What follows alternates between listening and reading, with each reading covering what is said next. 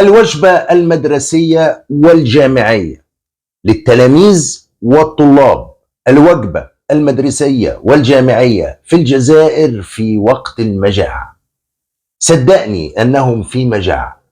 طوابير الحليب والزيت والدقيق دي هعمل لك فيديو عنها لأنها زادت في الشتاء، واقفين بالمظلات مساكين يستنوا الحليب. زادت وبقت جوه المدارس. الفقر في الأكل. العدس واللوبيا التي كانت محور حديث رئيس الدولة، ورغم ذلك بينكروا، مع ان القصة عيان بيان. التلاميذ واقفين يشكوا من حالة اكل التلاميذ الصغار بتوع الابتدائي وطلبة الجامعات. بل ان يقول لك المنحة اللي بيدوها لنا، عارف المنحة كام؟ حوالي 300 درهم كل 3 شهور، 100 درهم في الشهر. منحة الطالب الجامعي في الجزائر، القوة الضاربة التي تمثل افريقيا ما تمثله الصين للعالم. التلاميذ واقفين يقولوا ما اعطوناش اكل. الجوع ولا الصومال.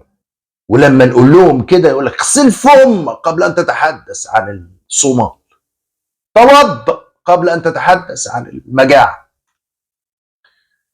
ده تلاميذ وطلبة اللي بيقولوا كده. هوريك معايا فيديوهات لتلاميذ في المدارس وطلاب في الجامعة. شوف مستوى الأكل، واقفين يقولوا مستوى بائس. حتى لطلبة الجامعة يقول لك إذلال ونقف طوابير. ما تشوف كده التلميذ الأول في الابتدائي واستنى أوريك بقية الفيديوهات. صباح نقرأ كين جو للمطعم لو كان لا يعطونا ماكلة نورمال، يعطونا ياهورتين ويزيدونا بيضة ويعطونا خبزة ويقولوا لنا روحوا للدار. وش حبيتوا؟ السلام عليكم ورحمة الله وبركاته. أهلا بيكم. ما تلميذ مسكين ده، يعني قرقور محجور صغير. القرقور الصغير يعني مش هيكذب، بيقول لك بيدونا ياغورطة علبة زبادي، يعني ياغورطة دانوناية وبيضة ويلا على الدار. شنو ندير؟ وخبز وامشي عض بقى لحد الدار. حلو قوي كده. مع ان اما تقرا صحافتهم تلقى ان الكلام بقاله سنين على تحسين. ده رئيس الدوله نفسه قالها في خطاب تحسين الوجبه الغذائيه، واكلوا القرقور الصغير كويس. انا عايزكم تسمنوهم، بغض النظر عن الحديث في الحوار اللي بعده عن العدس واللوبيا ومفيش، واللي هحكمه وانفخه وندمه. شوف الوجبه المدرسيه كده، اما تحكم مين تنفخه. شوف الوجبه المدرسيه مين اللي بيحتكرها.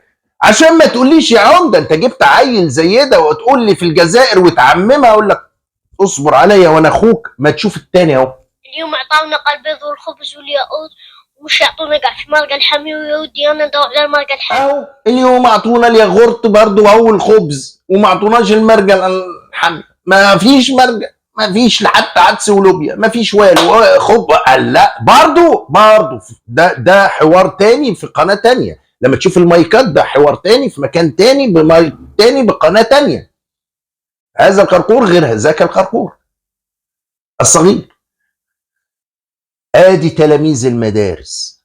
عايز من ده في كتير بقى. ده يوميا بقى دلوقتي بقوا يسالوا الطلب ها اكلت ايه؟ والله يا ودي ما في غير ياغورت علبه زبادي وبيضه وخبز ويلا على الدار. حلو قوي كده. ما ادونا مرقه، ما غمسناش. عايزين يغمسوا يا اخي. تقرا صحافتهم تلاقي بيقول بقاله سنتين وانا انما وعود. اكذب. القرقور بينسى، مش في دماغه. حلو انه لقى بيضه، حلو ده كويس انه ما بطش هو. ده حلو انه لقى بيضه. طيب ده بس؟ لا استنى ولا اخوك طلبة الجامعة. شوف اخويا شوف، خلاص هذه كرة طالب. هذه ماكلة هذه السيكو. شوف حاجة.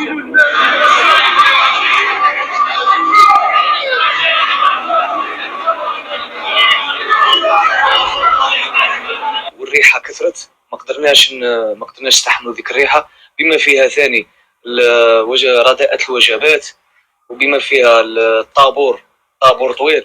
والطلبه اللي ولا كاين شي طلبه ما قدوش يصبروا في الطابور، لانه الغاشي راه فايت بالك 1700 طالب ما قدوش يوقفوا في الطابور. ومشاكل ثانيه في الغرف. النظافه داخل المطعم حقيقه الحقيقه تقال، النظافه ليست 10/10. النظافه يعني لا ترضي الطالب. انا اناشد السلطات، انا وزملائي الطلبه هنا نناشد السلطات لكي ينظروا الحاله المزريه في الإقامة من ناحية الغرف سوء التسيير خاصة مع البداية. كاين مثلا واحد ساكن في غرفة يبعثوا له واحد يروح يعشم يدوز معاه، خاصة إلا كان تلميذ بريميران. ثانيا الدوش كاين عدة غرف لا تصلح باش الواحد يدوش فيها، ما تصلحش كاع، ما وكاين اللي تصلح قليل والله، ويفتحوا في وقت قليل الصباح كاع ما كاينش دوش، يفتحوا غير في الليل. يعني حالة مزرية جدا. وادي الجامعات، واوعى تقول لي ده استثناء عشان هجيب لك ده من قناة النهار، ده من القناة الرسمية في الدولة، وفي من ده كتير وصفحات وصحف وهتلاقي كله بيتكلم. حالة مزرية، بل أن رئيس الدولة بيسأل ليه التسريب من التعليم. مفيش تعليم، التسرب المدرسي كتير جدا. الحالة يا ودي لا تسر لا عدو ولا حبيب.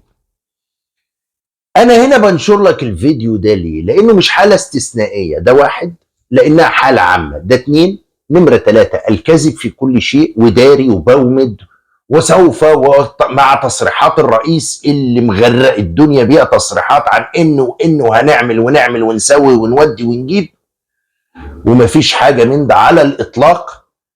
كذب ووعود وعبدق عايش ومتعايش. حالة كارثية، ده أكل بني آدمين. بيقول لك اهو مفيش نظافه، حاجه بائسه، ده اكل، ويجيب لك لوبيا وعدس. ده انت احسن من تلاميذ المدارس، ده انت حلو قوي. حاله المكافاه عنده، المكافاه المنحه 260 درهم كانت، وزودوها بقت 300 درهم. في فيديوهات كتيره، بس عشان ما الحقوق والكلام ده واليوتيوب فنكتفي بهذا القدر. لكن في فيديوهات كتير بيتكلموا عن المنحه، يقول لك مش عارف 600 دينار ولا ايه، 600 دينار ولا 6000 دينار، كانت 4000 دينار بقت 6000 دينار، 6000 دينار اللي هم 300 درهم. كل 3 شهور 300 درهم يعمل بيهم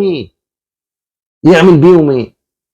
وده هو بيقول لك السكن الجامعي ده اللي مقيم داخلي، يقول لك الاوض حاله سيئه، ما فيش دش، ما فيش ما ده كويس انه ما قالش ما فيش ميه، ولا باين ما فيش ميه، ما نعرف. قال لك حاله سيئه، والاكل الريحه، تخيل تقعد تاكل في ريحه. وكور وقت الطالب، شيء بائس للغايه، شيء محتاج يا جماعه الناس دي، انك سياسه غطي دي انساها. وأزيدك وأبشرك إن اللي جاي أسوأ مما مضى. بسبب هذا اللي جاي أسوأ بكتير جدا، لأن تعتمد سياسة الكذب على نفسك. دي حالة الجزائر، القوة الضاربة اللي كانت عايزة تدخل البريكس، اللي شحاتين في الدول الأخرى دخلوها وهو لأ، اللي الماسونية اللي بيتآمر الكون كله عشان يهد الجزائر العظيمة اللي انت شايفها دي. ولحد امتى هتفضل تصدق الكذب ده؟ لا قوة ضاربة، ولا تملك حتى أكل، ولا عندك أكل للغلابة. يا غرطة علبة دانون وبيضة وخبزة، وامشي عض فيها يا قرقور الصغير، والقرقور الكبير شوية اديك شايف في الإقامة الجامعية عامل ازاي. البدل اللي بيدولهم اي كلام، 6000 درهم يعني دينار، يعني 300 درهم كل 3 شهور، حاجة كده زي بدل البطالة. كذب في كذب، كل شيء بالعاني، وبيضحكوا على نفسهم. وتكلم الجزائري من دول يقول لك احنا قوة ضارطة، تكلم الرئيس احنا قوة ضارطة. امال لو قوة مضروبة بالبلغة كانت بقت شكلها ايه؟ انا ما شفتش ابأس من كده في الدنيا للأسف الشديد. ولازم تفوق يا عبدقة، لان اللي جاي ألعن بكتير، واسمع مني وانا اخوك. دي الحكاية. اشوفكم على خير.